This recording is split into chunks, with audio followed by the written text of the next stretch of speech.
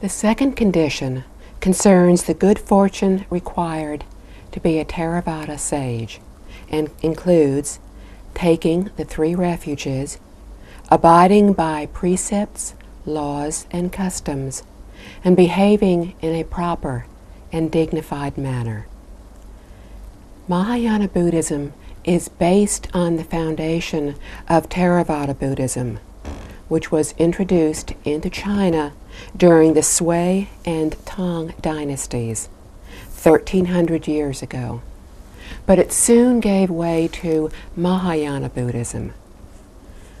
Why did the Theravada teachings decline in China? In ancient times, people who learned Buddhism had already been nurtured in the Taoist and Confucian traditions, which were enough to replace the Theravada teachings. Since the Taoist and Confucian teachings were also similar to those of the Mahayana teachings, it was natural for the Chinese to accept them. Thus, the Theravada teachings were not practiced, as Taoism and Confucianism served as the foundation for Mahayana Buddhism. Consequently, Theravada teachings never really developed in China. Today, people learn and practice Mahayana, but ignore Theravada Buddhism, Taoism, and Confucianism.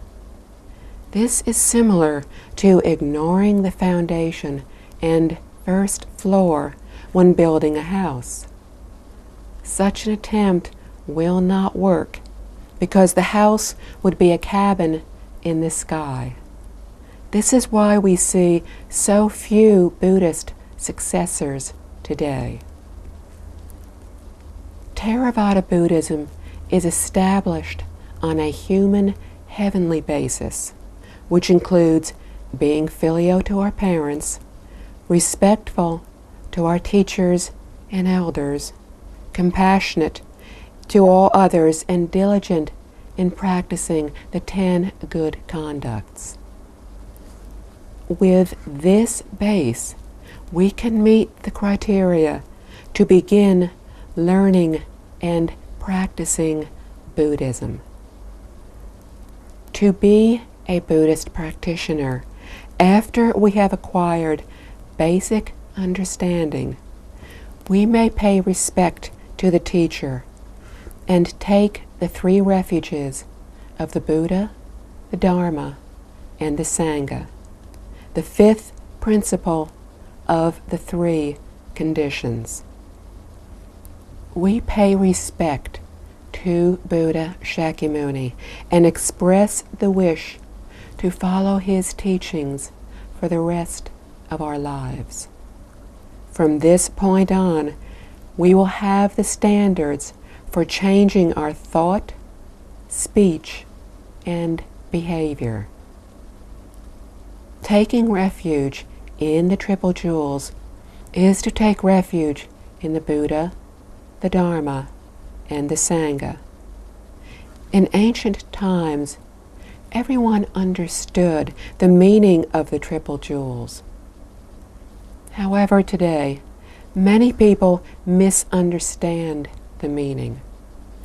When they hear the word Buddha, they think of an image. When they hear the word Dharma, they think of a sutra. And when they hear the word Sangha, they think of monks or nuns. The 6th patriarch of Zen, Master Huineng, foresaw the possibility that people in the future would misinterpret the meaning of the Triple Jewels. Therefore, whenever he taught, he would not use the words Buddha, Dharma, and Sangha. Instead, he used enlightenment, proper understanding, and purity. These terms are more easily understood and less subject to misunderstanding.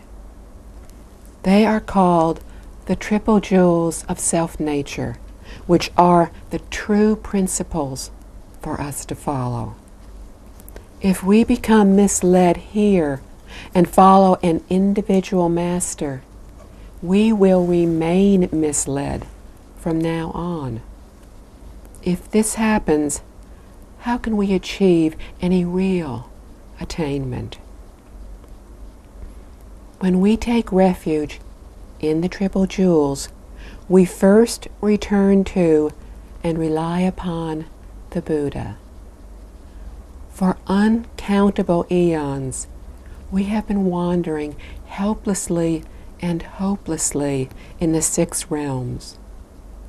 Now, we have met a good teacher who shows us that we need to return from our confusion, delusion, and erroneous thinking, that we need to rely upon the awakening of our self-nature.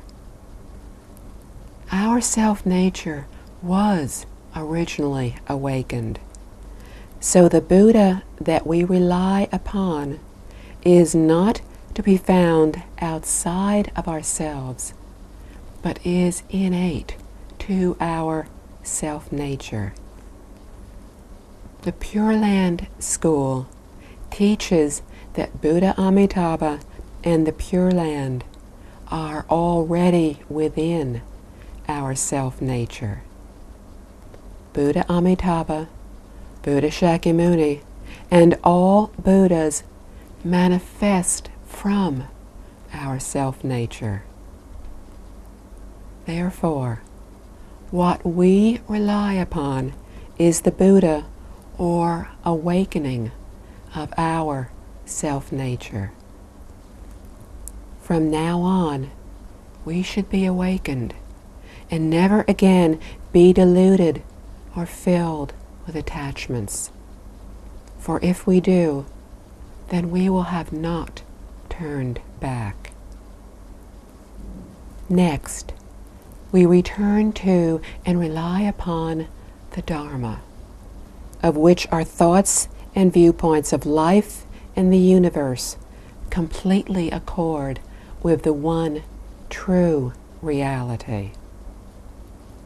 This treasure is also only found within our self-nature. Buddha Shakyamuni taught us to return from erroneous thoughts and viewpoints, and to rely upon only those that are proper. This is to return to and rely upon the Dharma.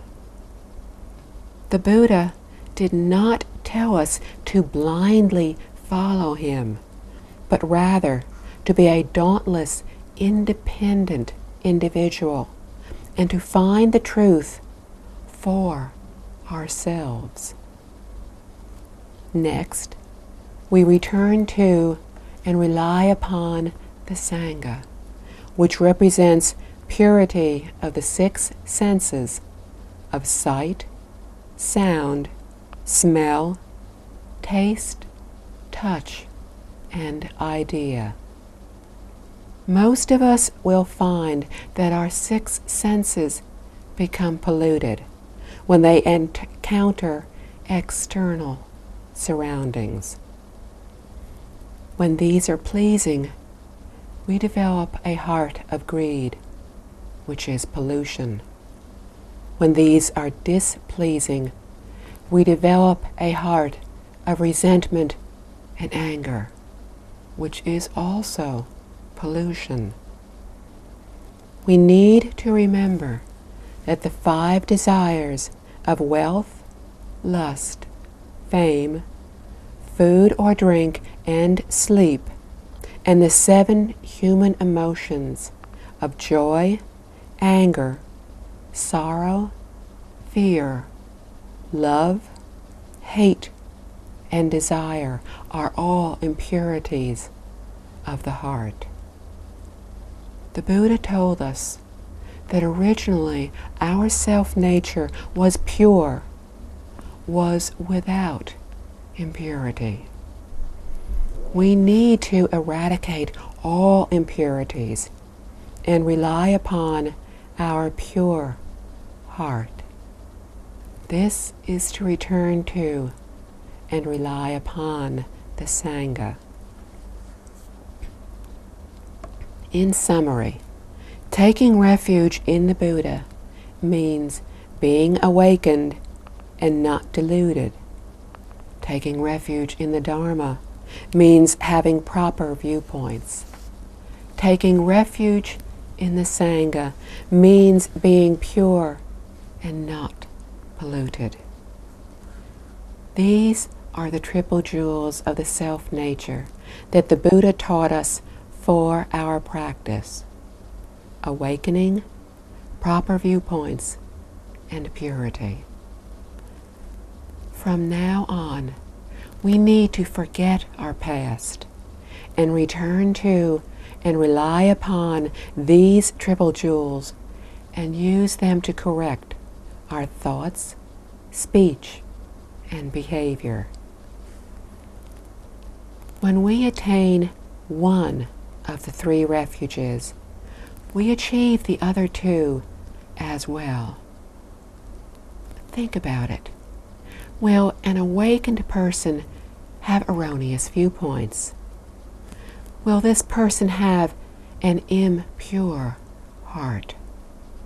Can a person with an impure heart and erroneous viewpoints attain awakening? The Buddha has shown us these three guidelines to uncover our original self-nature and thus to attain Buddhahood. This is similar to a way place with three entrances. We only need to step through one, and we are in. Zen Buddhism uses the sudden enlightenment method to uncover our self-nature. However, only cultivators with superior capability and purity of mind can achieve attainment in this way. For example, the sixth patriarch of Zen, Master Huineng, only taught students with superior capabilities.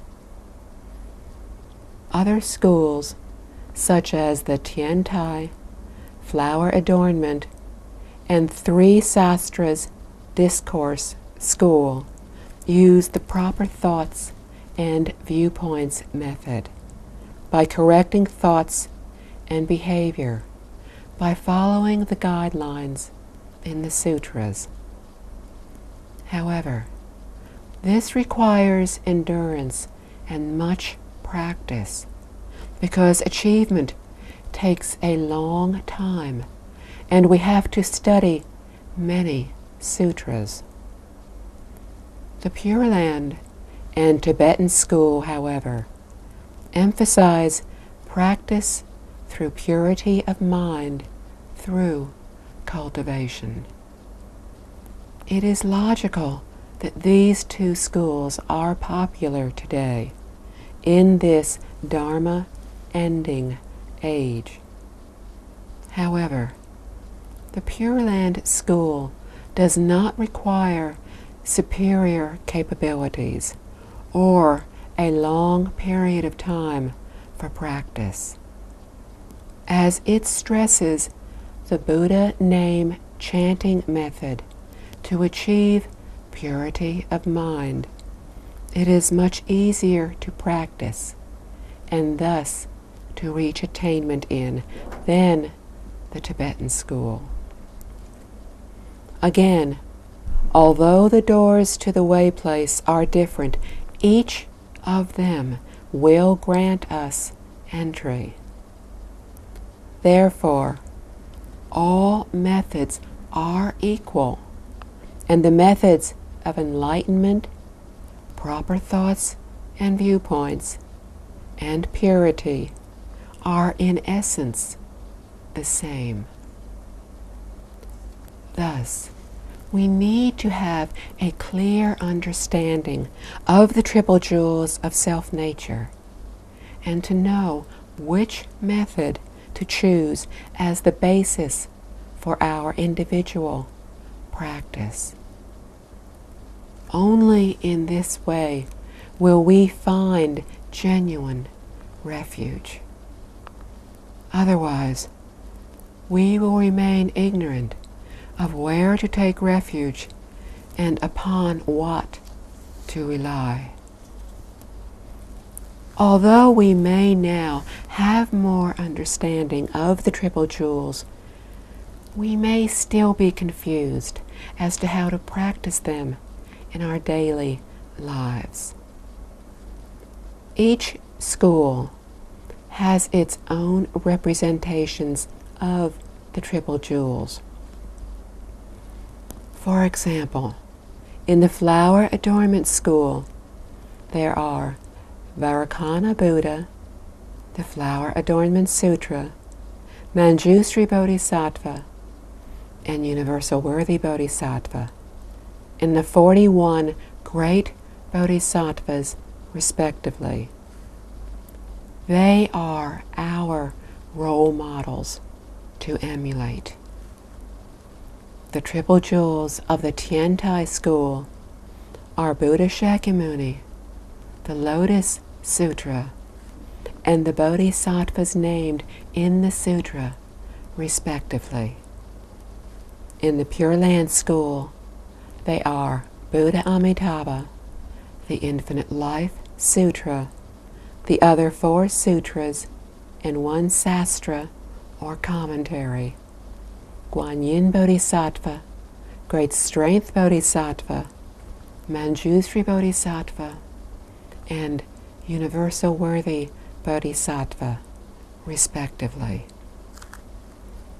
We learn compassion from Guanyin Bodhisattva and single-minded concentration from Great Strength Bodhisattva. The chapter on the perfect and complete realization of Great Strength Bodhisattva in the Surangama Sutra tells us of how Great Strength Bodhisattva concentrated on the Buddha name chanting method from the time he took refuge until the time he attained enlightenment. He taught us that the proper way to chant is the complementary practice of concentrating the 6 sense organs and continuous pure mindfulness of Buddha Amitabha. Pure mindfulness is to chant without doubt, intermingling with other thoughts and methods. To chant with a pure mind. Continuous means uninterrupted with one sentence following another. This is the key to our success in the Buddha name chanting method, which was taught to us by Great Strength Bodhisattva. Mr. Liang Jiu-Xia wrote in his book entitled Essentials for Practice of the Pure Land School that Great Strength Bodhisattva was the founding patriarch of the Dharma realm. Initially, his comment greatly surprised me because I had never heard this before. Later, I understood what he meant and greatly admired him for this perception. Throughout the universe, Great Strength Bodhisattva was the first Bodhisattva to concentrate solely on the Buddha name chanting method. When Buddha Shakyamuni manifested in our Saha world, the first sutra he taught was the Flower Adornment Sutra. In this assembly, the 10 great vows of Universal Worthy Bodhisattva concluded the sutra and guide us to the Western Pure Land. Thus, Universal Worthy Bodhisattva is the founding patriarch in our Saha world.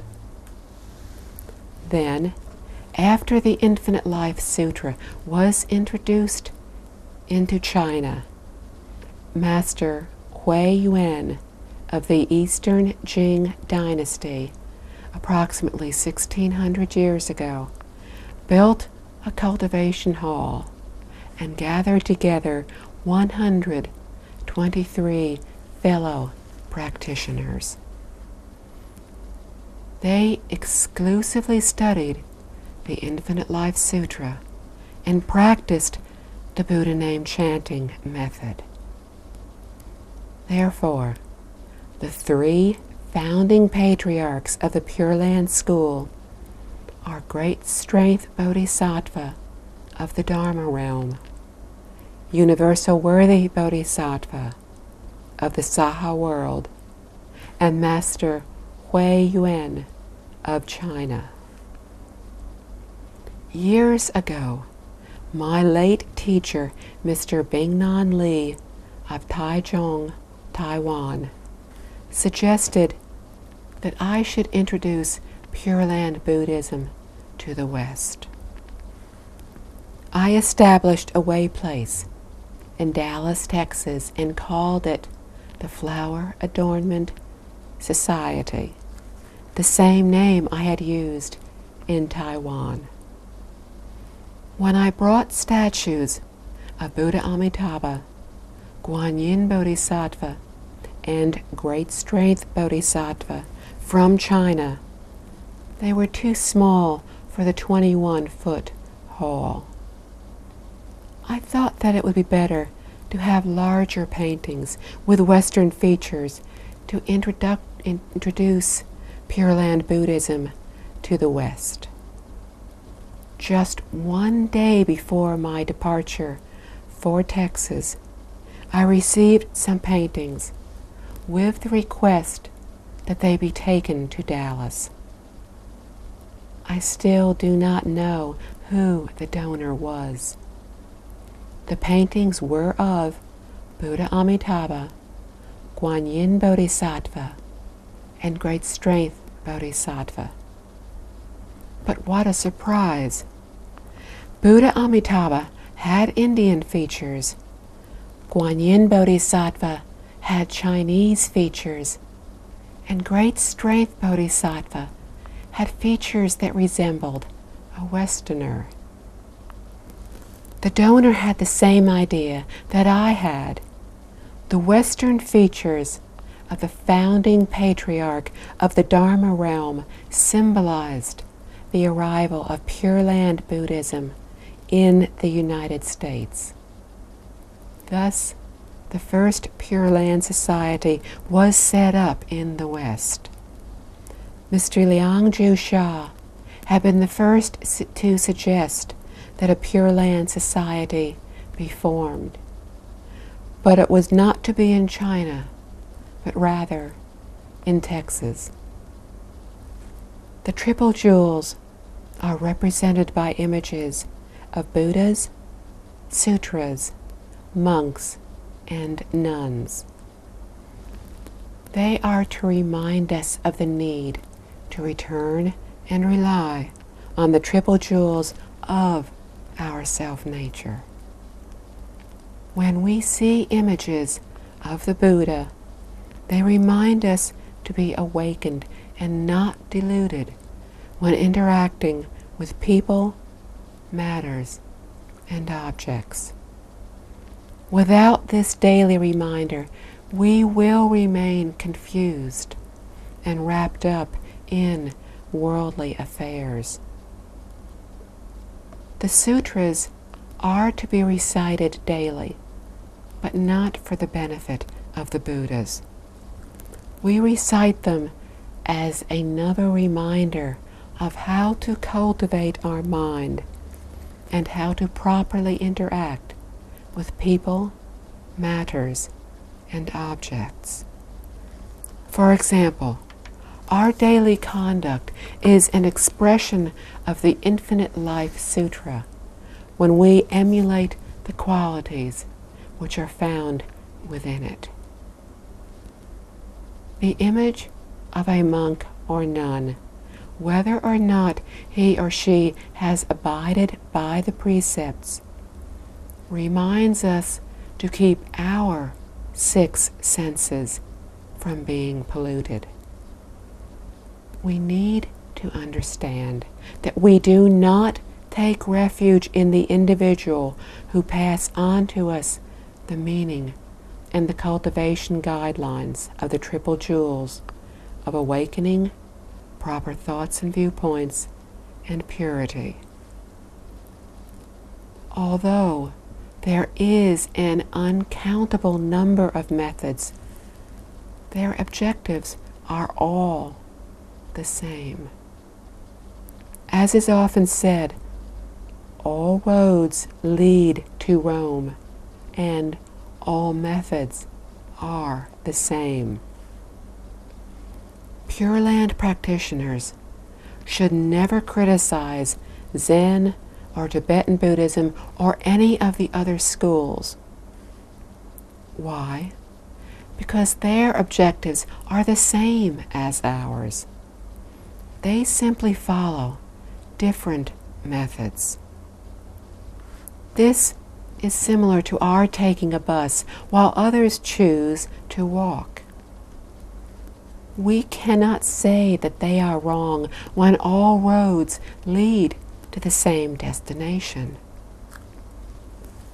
They have the freedom to choose their way. When I was in Huntsville, Alabama, in the United States, a student questioned me that he was confused by so many different methods, and he asked which one I thought he should choose. At the time, there happened to be a ball on the ground. I pointed to the ball and said, "Look at that ball. The surface has points as countless as numbers of the ways to practice. The teachings require you to find the center of that ball. You can reach the center from any point on the surface as long as you follow a straight line. You need not find a second or a third point. As an old saying goes, follow the road and you will get home. There is no need to circle around." He then understood that Buddhism pursues the pure mind. Once we attain enlightenment, we attain everything.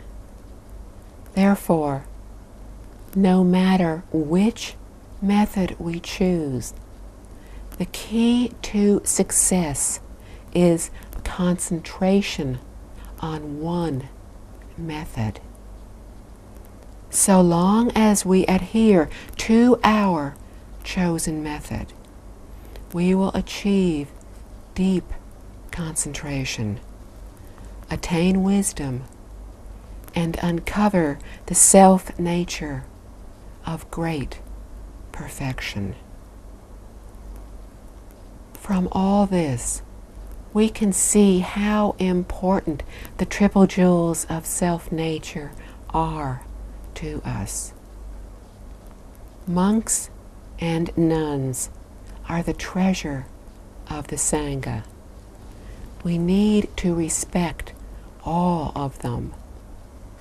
We can learn from the good ones, as well as from those who do not follow the guidelines and rules.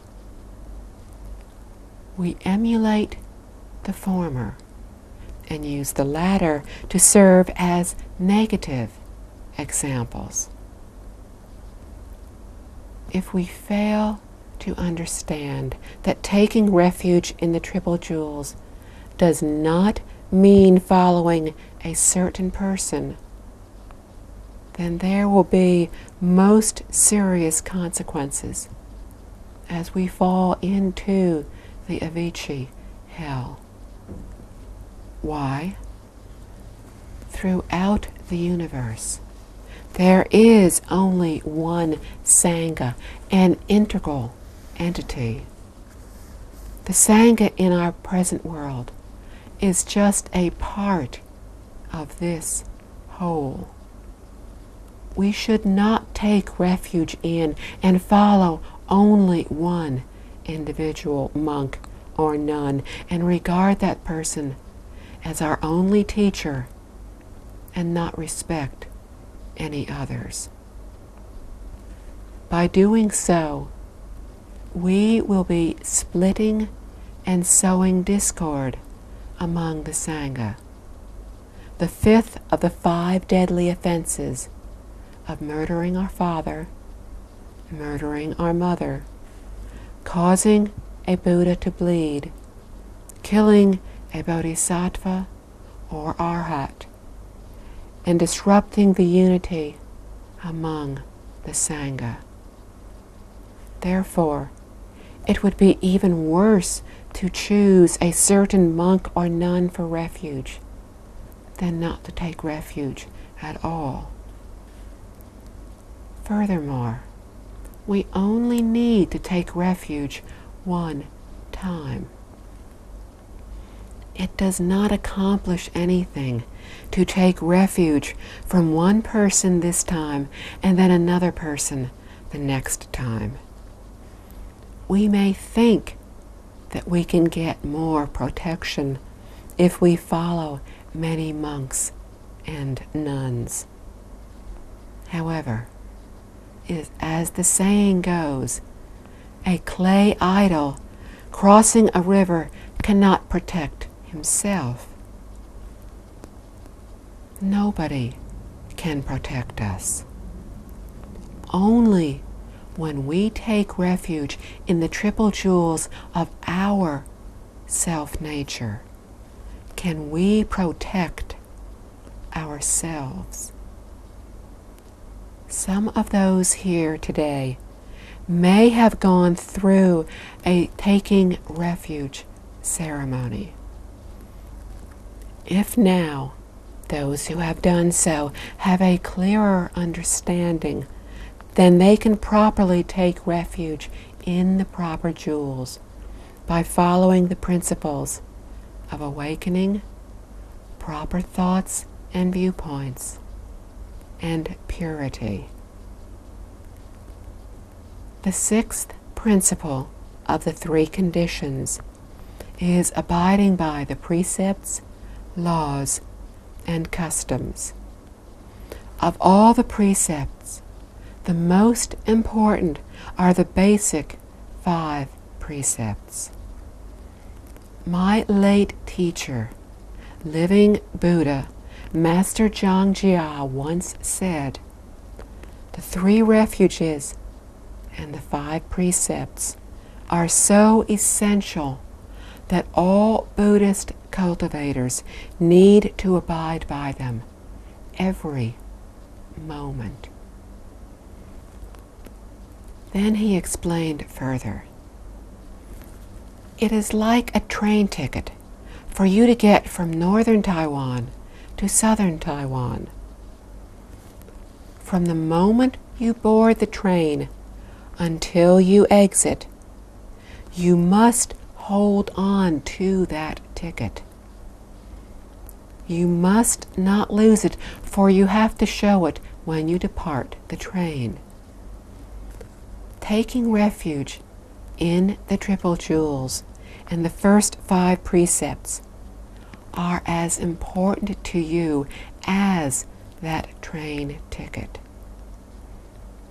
He further explained that if we part from the Triple Jewels and the precepts, we will lose the teachings and we will no longer be a student of the Buddha. The 5 precepts are no killing, stealing, committing sexual misconduct, lying, and taking intoxicants. The first 4 offenses are physical transgressions of the self-nature, whether or not we have taken the 5 precepts. It is wrong to commit these acts. But for one who has formally taken the 5 precepts, this will be considered as committing a double violation. However, drinking alcohol and taking intoxicants is different. A person who has not taken this precept is not guilty when drinking.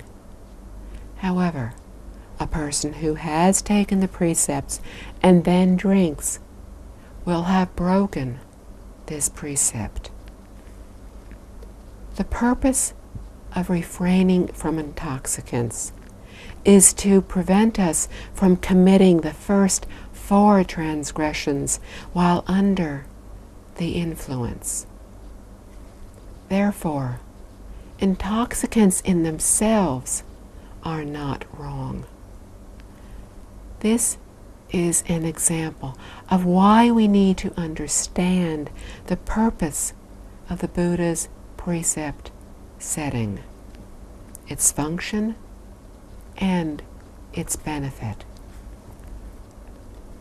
When deciding whether to formally take the 5 precepts, the essence of all the precepts, we need to ask the Dharma Master to explain exactly what they mean.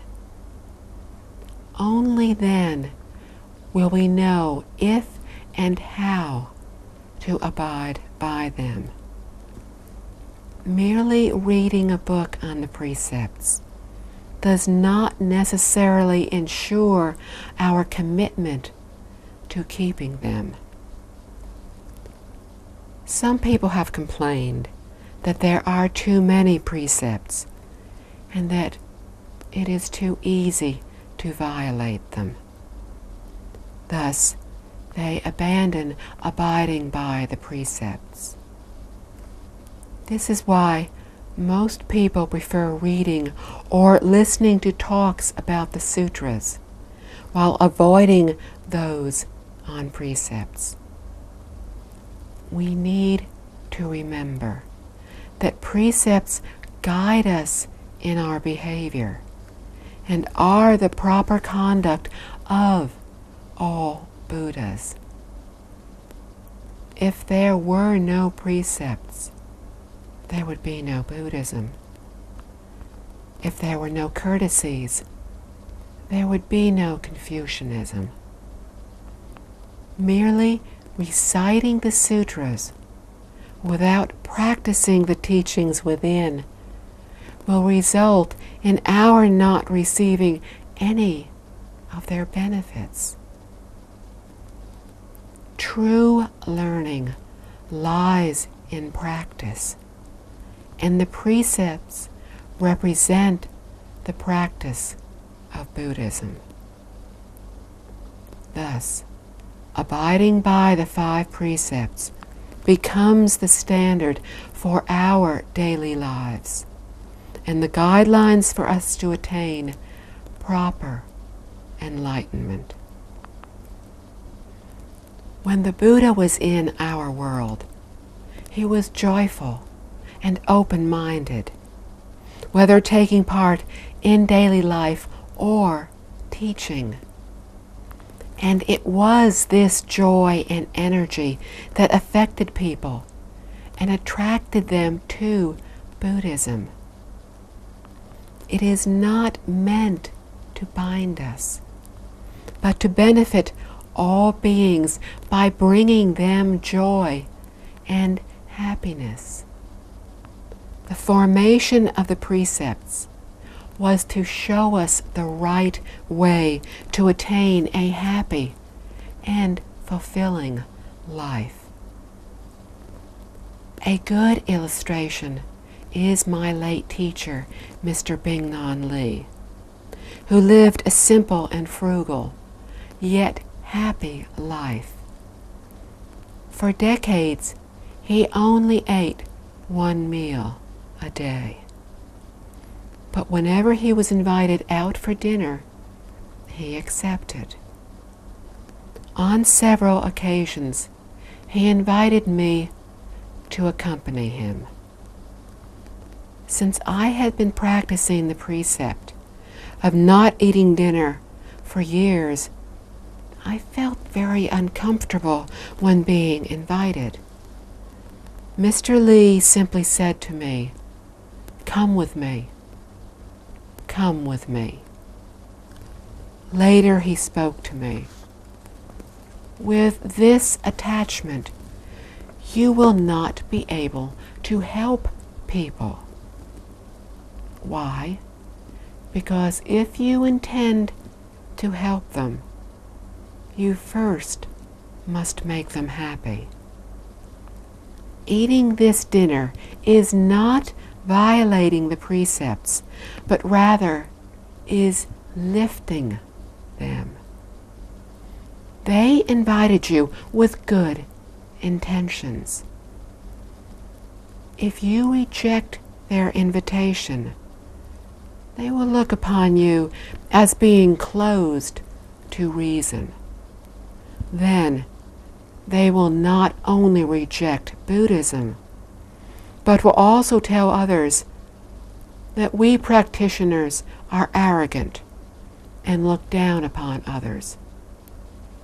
He may even urge others to avoid Buddhists. So you could ruin the opportunity of an untold number of people to learn of Buddhism. Furthermore, this will result in the creation of negative karma for you. Therefore, Mr. Lee was not violating the precepts, but was instead simply lifting them, for this meant making others happy, helping them to learn of Buddhism, as well as according with conditions. When we arrived at dinner, the host apologized. "I am very sorry that I did not know that Mr. Lee does not eat dinner." The host was obviously deeply moved that Mr. Lee had accepted his invitation. We can see from this that Buddhism is flexible.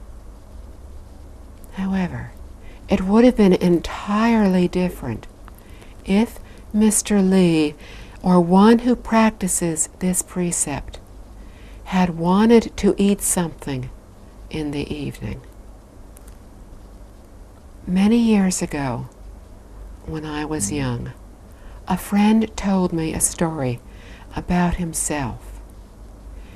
It had occurred during the Chinese War of Resistance against the Japanese invasion.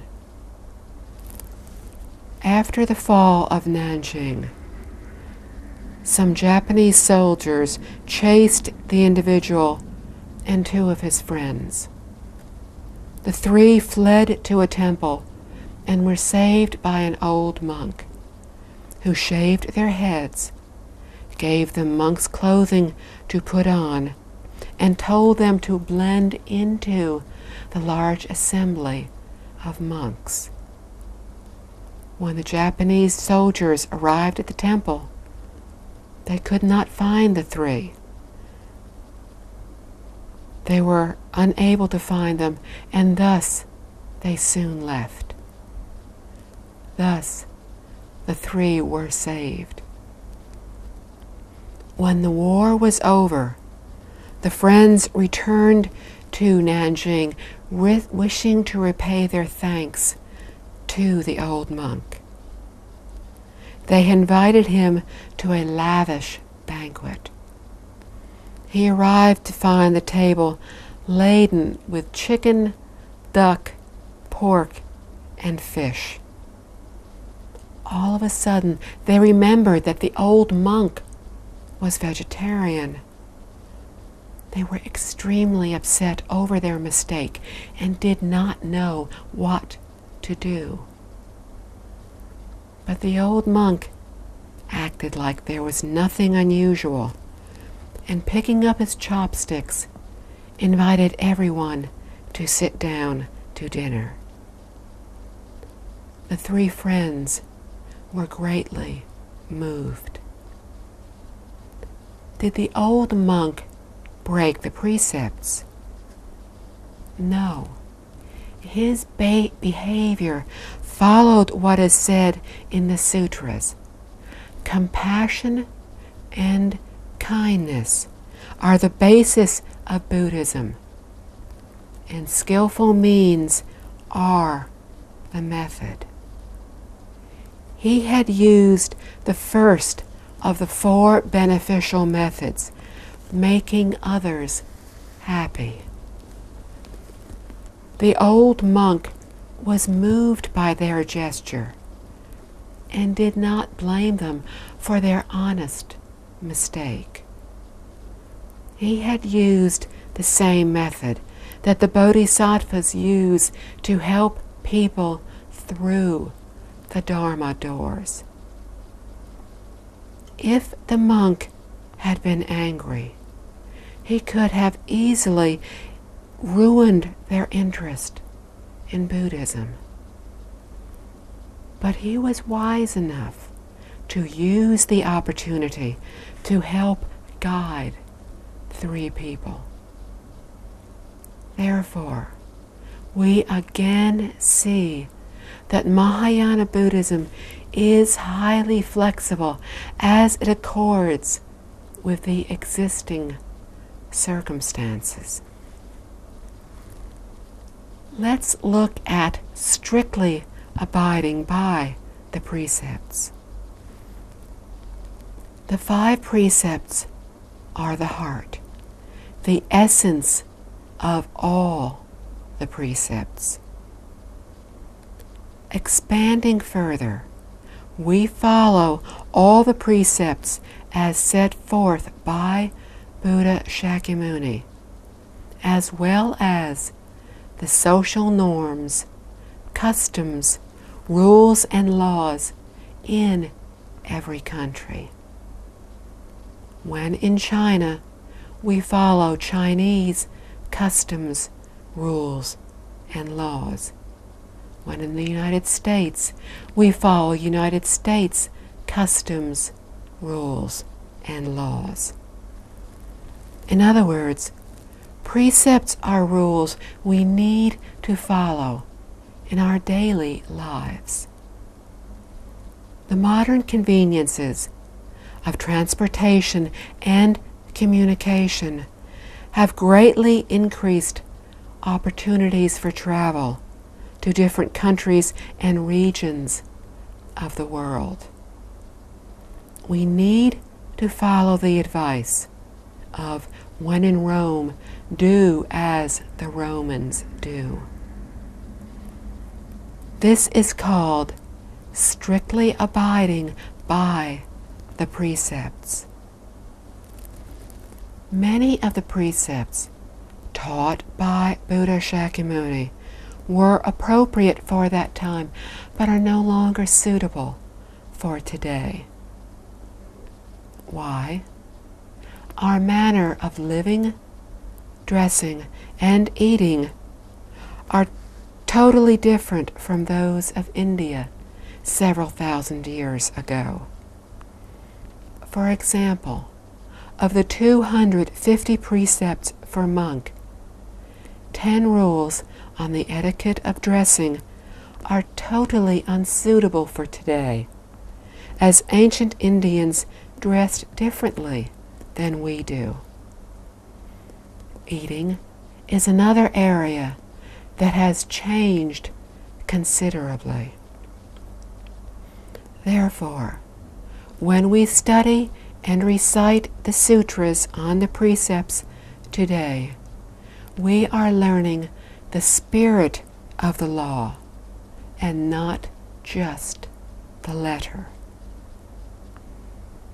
Likewise, when we practice adhering to the precepts, the most important point is to follow their fundamental spirit.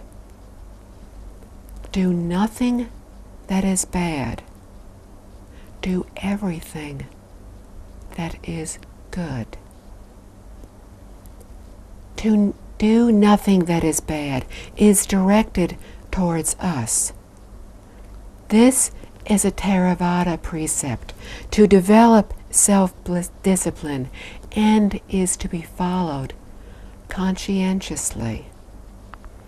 It is what the Chinese call attending to one's own moral well-being, even when alone. When we practice self-discipline, we need to remain true to the precepts, even when we are alone. To do all that is virtuous is for the benefit of others. This is a Bodhisattva precept in teaching us how to interact with all others.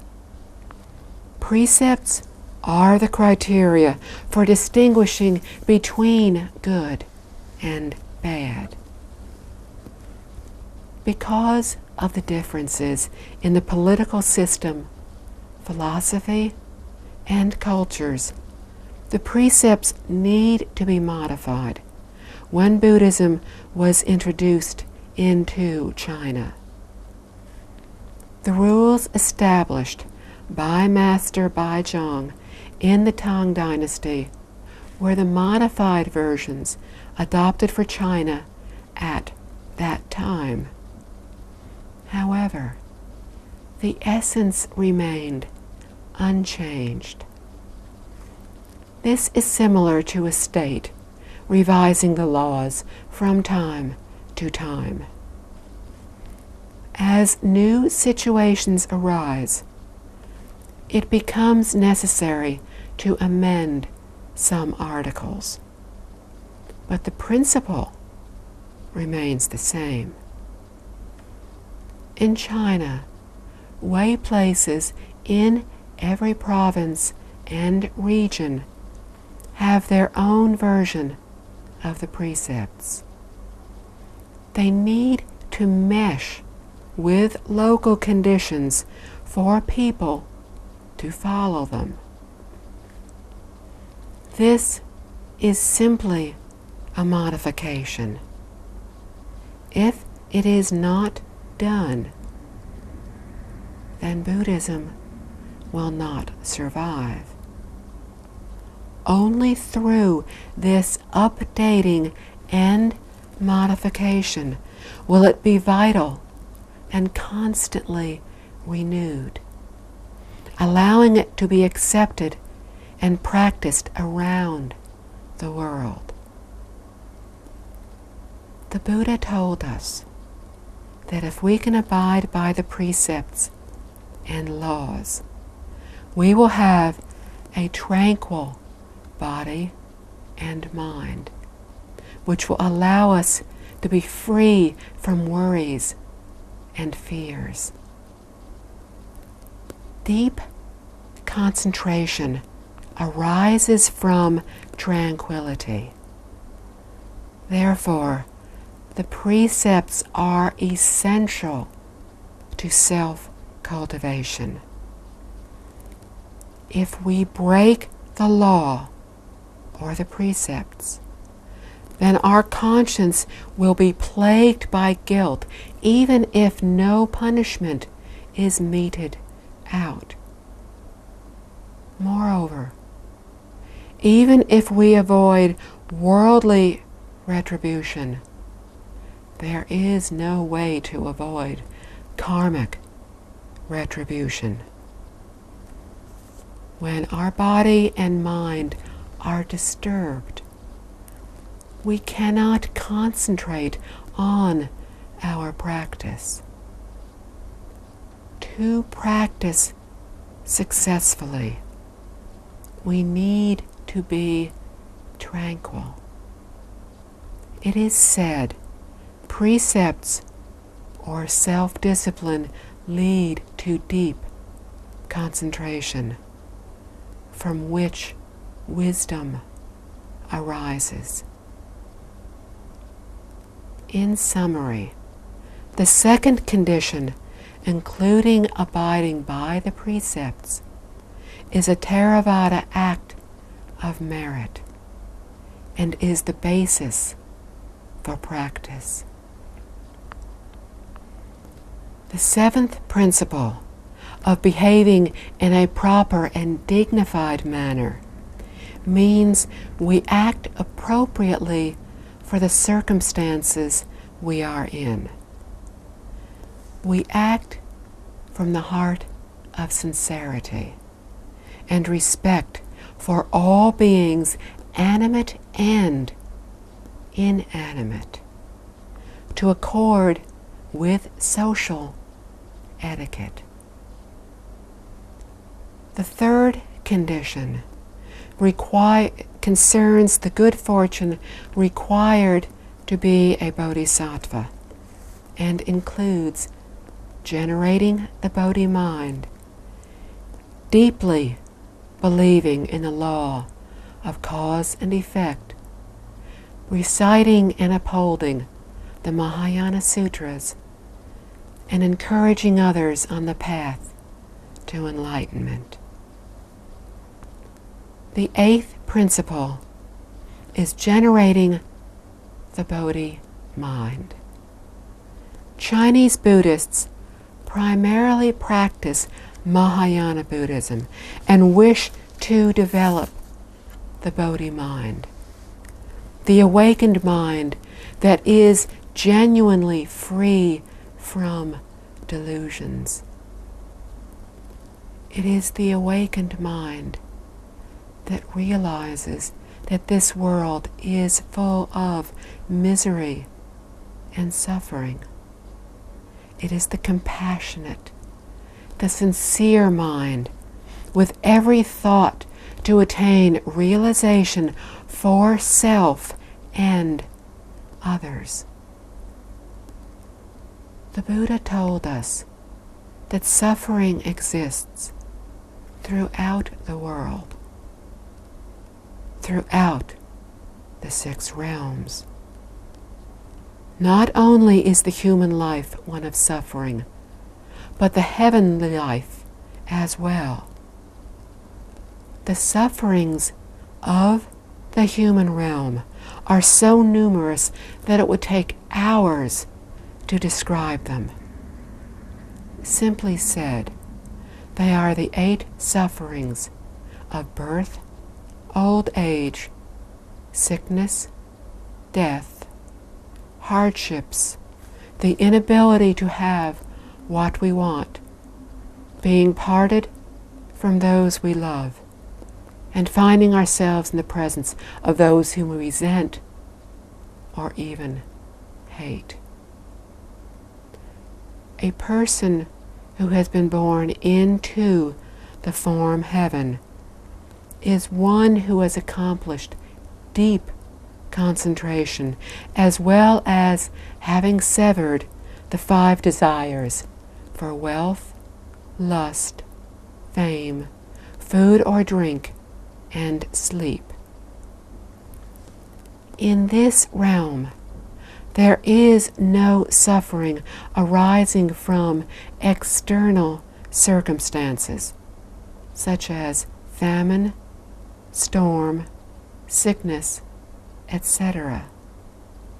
But the beings here still suffer the inevitable consequences of time, deterioration or decay of the body, and finally, the realization that they will not remain in this heaven permanently. With a physical body We are mortal. We are born, we live, we die. With material form, there is impermanence. There is creation, existence, annihilation, and void.